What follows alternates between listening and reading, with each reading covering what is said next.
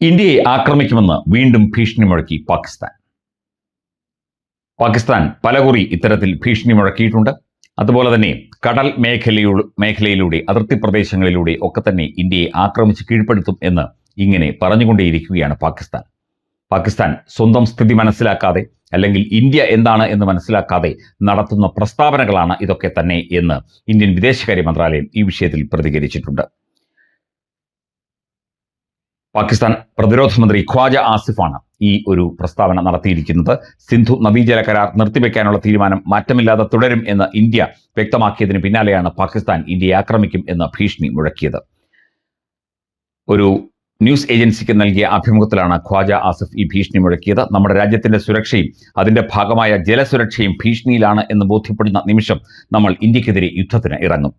അതിൽ യാതൊരു സംശയവുമില്ല. ജലവിതരണം തടസ്സപ്പെടുത്താൻ ഇന്ത്യ അസാധാരണ വേഗത്തിൽ നീങ്ങുന്നു എന്ന് തെളിവ് ലഭിച്ചാൽ സൈനിക നടപടിയെക്കുറിച്ച് പാകിസ്ഥാൻ ആലോചിക്കും എന്നും ഖ്വാജ ആസിഫ് പറയുന്നു.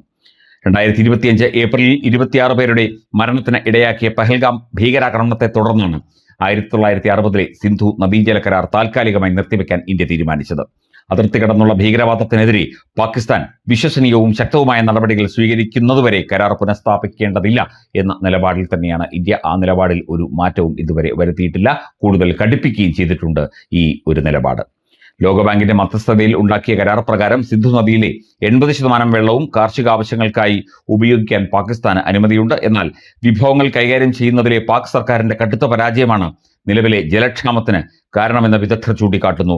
ഈ ആഭ്യന്തര പരാജയം മറച്ചുവെക്കാനാണ് പാകിസ്ഥാൻ പ്രതിരോധ മന്ത്രിയുടെ ശ്രമം എന്നും ഇവർ ചൂണ്ടിക്കാട്ടപ്പെടുന്നു. അവർക്ക് കൃത്യമായി കാര്യങ്ങൾ ഏകോപനം ചെയ്ത് ആ വെള്ളം ഉള്ളത് കൃത്യമായി ഉപയോഗിക്കാൻ അറിയില്ല.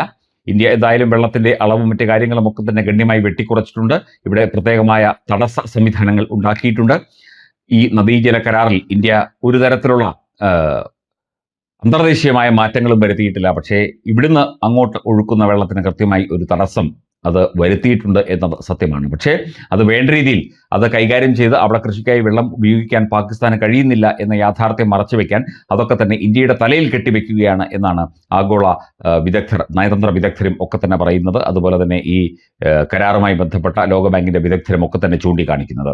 അതിനിടയ്ക്കാണ് ഖ്വാജ ആസിഫ് ഇന്ത്യയെ ആക്രമിക്കും, ഇന്ത്യയെ തകർക്കും എന്ന് പറയുന്ന പ്രസ്താവനകൾ നടത്തുന്നത്. ഇത് ഇങ്ങനെ പറയാൻ തുടങ്ങിയിട്ട് കാലമേറെയായി.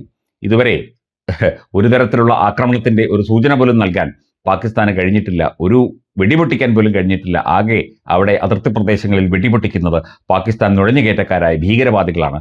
പാകിസ്ഥാന് ഔദ്യോഗികമായിട്ട് ഒരു ചുക്കം ചെയ്യാൻ കഴിയില്ല എന്ന നിലപാടിൽ തന്നെയാണ് ഇന്ത്യ ഇരിക്കുന്നത്. ഈ വിഷയവുമായി ബന്ധപ്പെട്ട ചർച്ചകളും മറ്റു കാര്യങ്ങളുമൊക്കെ ഇന്ത്യയിൽ നടക്കുന്നുണ്ട്. ഇന്ത്യൻ വിദേശകാര്യ മന്ത്രാലയവും പ്രധാനമന്ത്രി നരേന്ദ്രമോദിയും തമ്മിൽ നിരന്തരം ഈ വിഷയത്തിൽ സമ്പർക്കം നടത്തുന്നുണ്ട്. അങ്ങനെ പാകിസ്ഥാന്റെ ഭീഷണിക്ക് മുന്നിൽ വഴങ്ങേണ്ട കാര്യമൊന്നും ഇന്ത്യ എന്ന രാജ്യത്തിന് ഇല്ല എന്ന നിലപാട് തന്നെയാണ് ഇന്ത്യ സ്വീകരിച്ചിരിക്കുന്നത് ഇതുവരെ.